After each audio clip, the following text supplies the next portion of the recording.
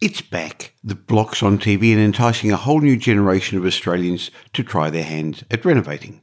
So in today's show, we're going to give you a dose of renovating reality. We're going to tell you what works and what doesn't, and the common mistakes property renovators make. So welcome to this week's episode of the Michael Yardney podcast. Are you interested in property investing, success or money? Well, you're in the right place. This is the Michael Yardney podcast, where each week you'll learn a number of new ideas regarding success, property investment and money in 20 minutes or less. Our show is brought to you by Metropole, who specialise in helping you grow, protect and pass on your wealth through strategic property advice. Now here's your host, Michael Yardney, who has once again been voted Australia's leading property investment advisor. That's the fourth time he's won a similar award in the last 6 years.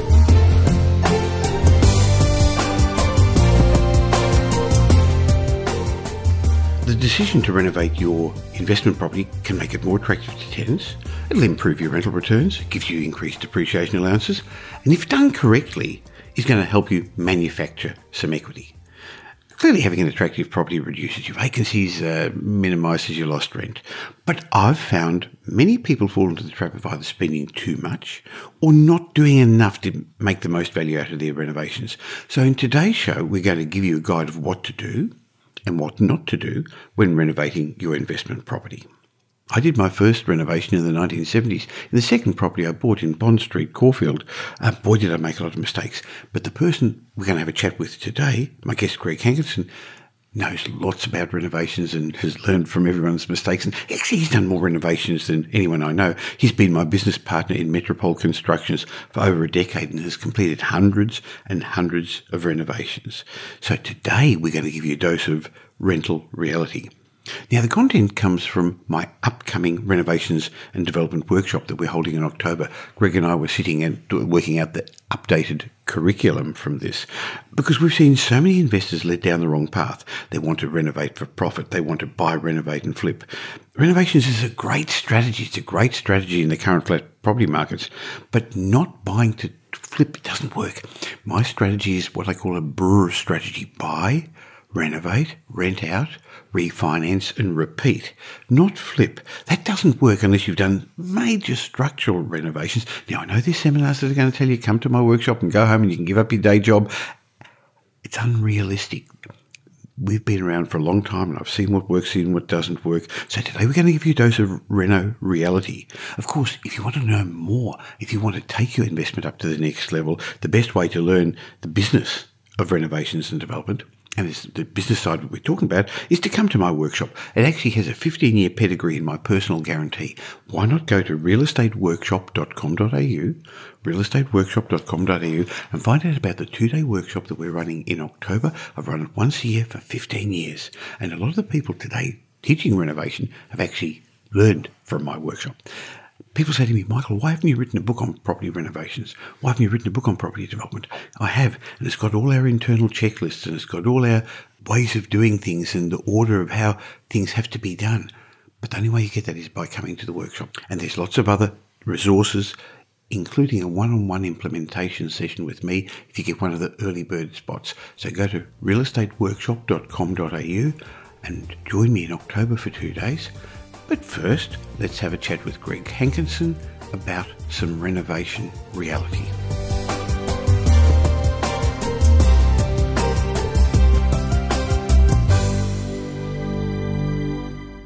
Welcome, Greg.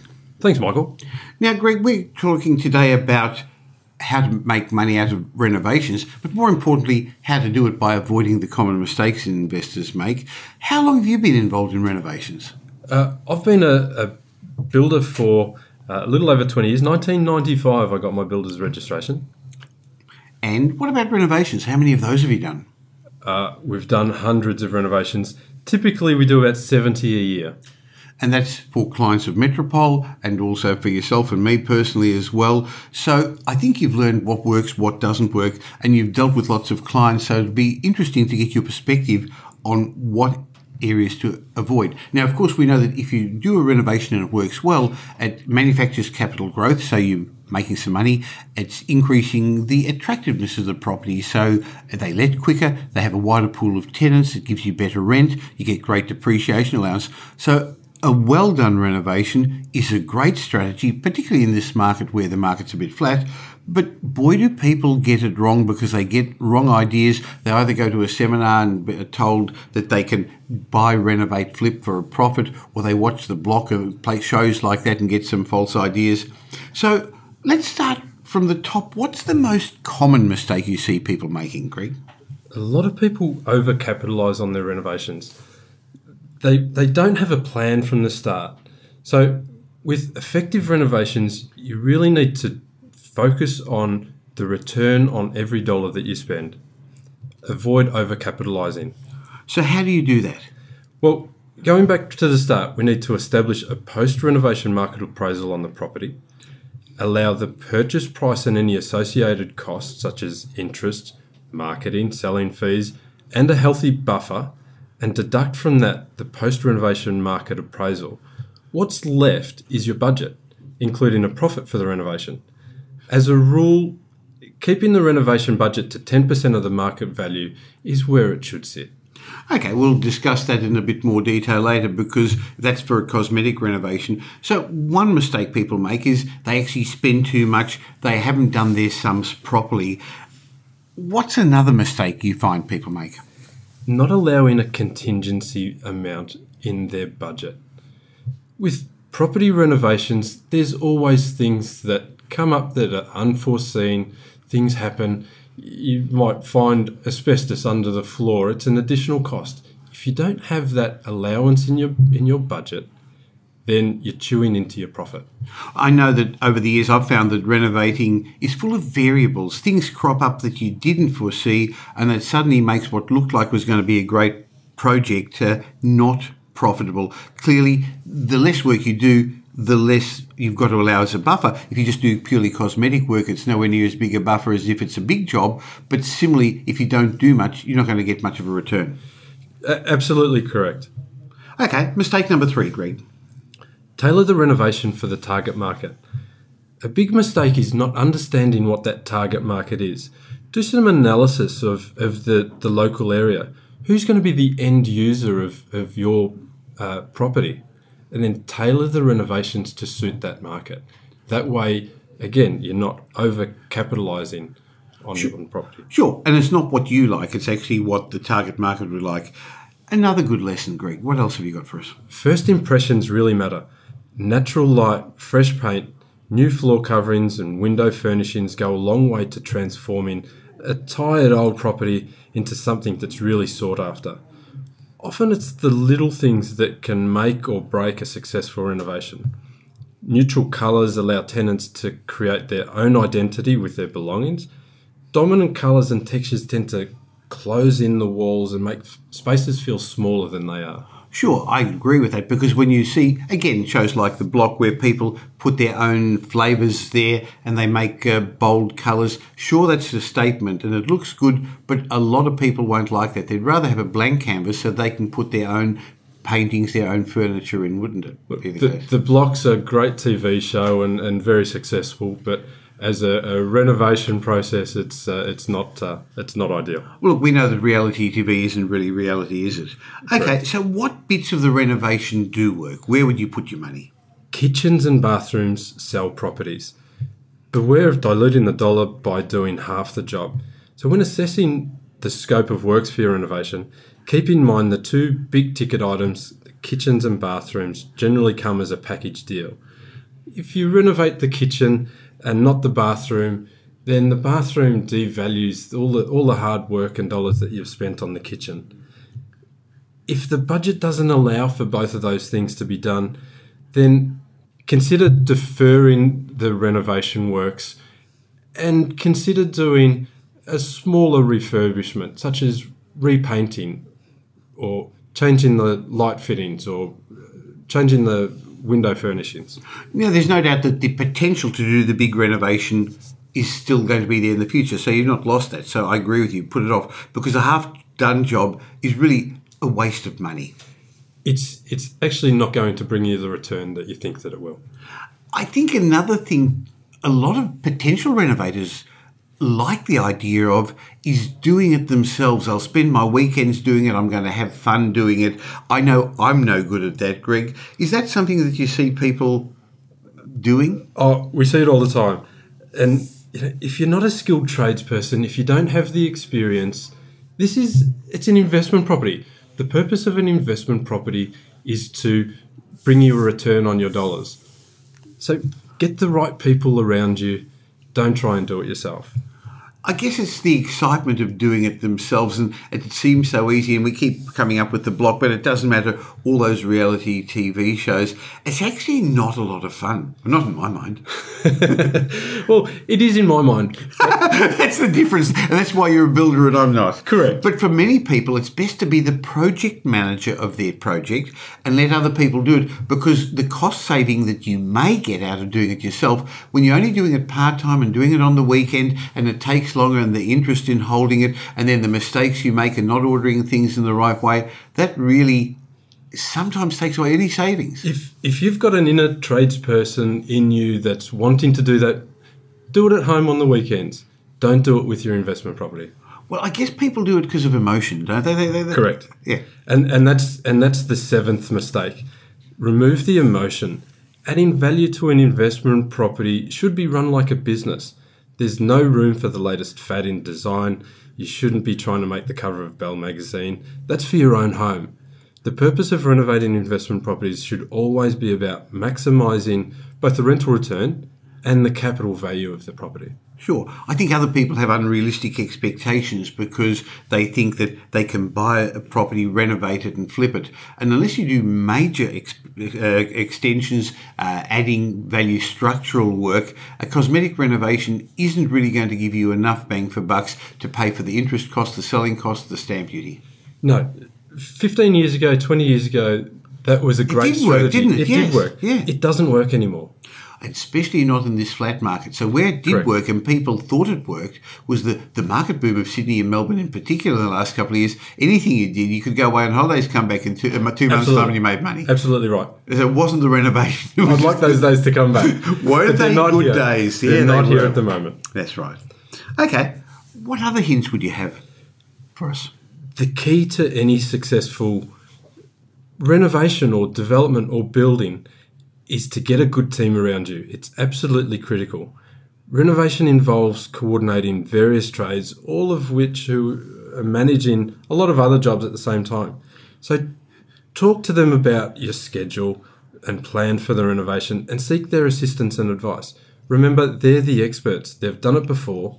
They've probably seen a whole lot of mistakes that other people have made, and it's a wealth of information that you can tap into. Now, it's interesting. People think they're going to save money, and a builder is going to make money if they manage your building project, your renovation project. But it could well be $5,000, $7,000 on a typical renovation, which is easily lost if you do things wrong. So a builder will be able to get trade discounts, sometimes better than you, and he'll have access to trades, and people will come to him because he's going to give them ongoing work. I've found people just doing one-off jobs find it really, really hard to get certain trades. Absolutely right. And that extra builder's margin, if you like, is so easily chewed up with a couple of mistakes or poor planning or scheduling. Sure. So it's important to get the trades in the right order. Maybe we can quickly go through what happens, and if you are doing, let's say, a typical apartment. So you're saying getting a good team around you. We talked partly about the strategist, but we also talked about the finance and the structures. So we've suddenly taken possession of an established property. Let's say it's an apartment. You said get a team around you. What happens even before you settle on the apartment? What do you have to do? It's all the preparation is key to successful delivery.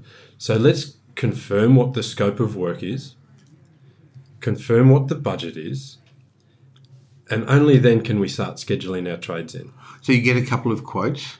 We get multiple quotes for each of the key trades, assess those quotes, make sure that we're comparing apples with apples, and then we can start programming. Now, I think that's a really good point. So I know that what you do is you actually give job specifications to the trades so they are comparing apples with apples rather than just asking for a quote so that you know. And I know you're even more careful because I've seen it when I go on site, you've actually drawn in paint on the walls. This is what goes here, this is what goes there. You have notes on the walls for people so there's no confusion for the tradespeople. We make it really simple, and in a lot of ways we treat our tradespeople like children.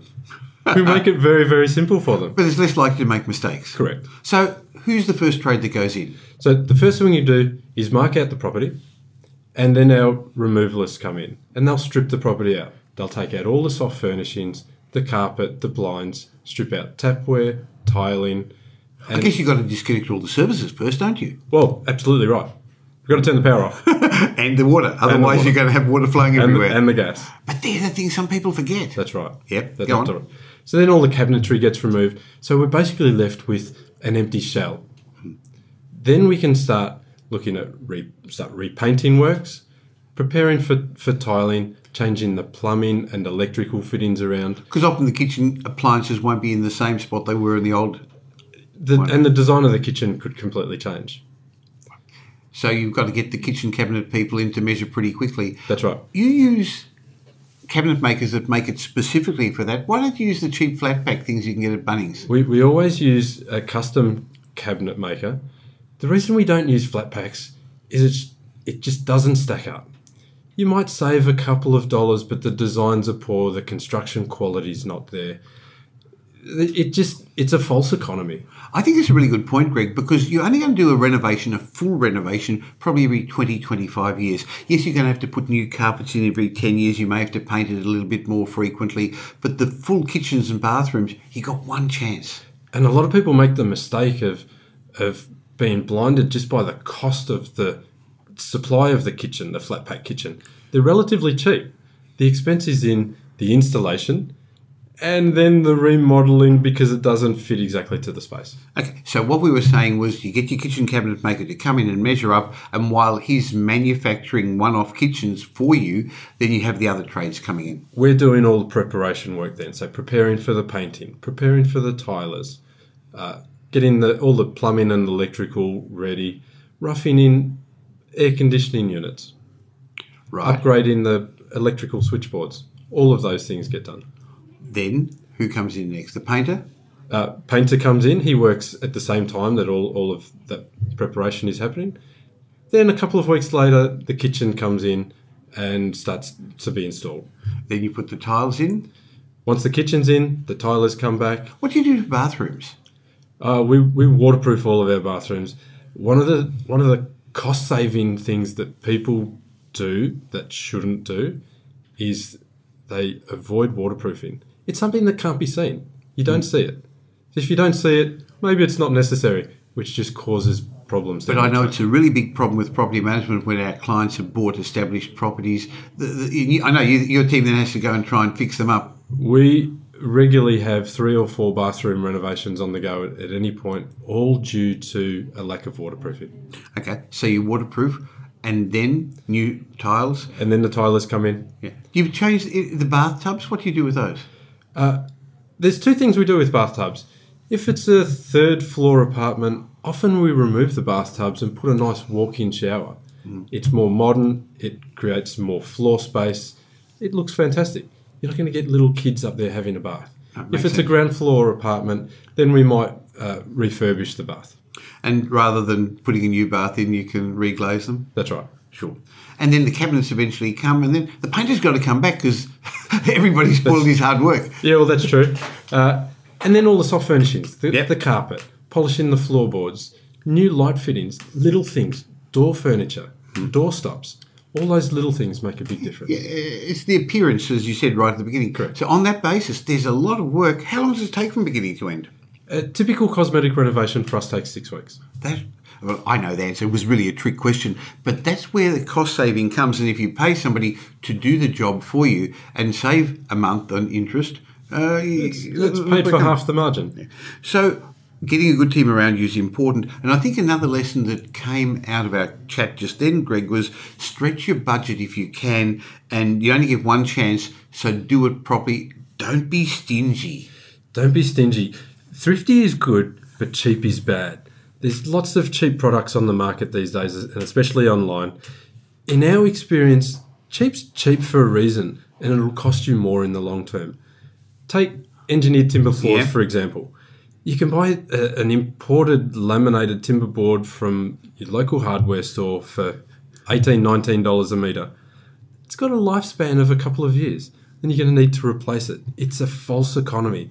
And it's the same with paint quality, window dressings. Cheap doesn't last. It's a false economy to suggest otherwise.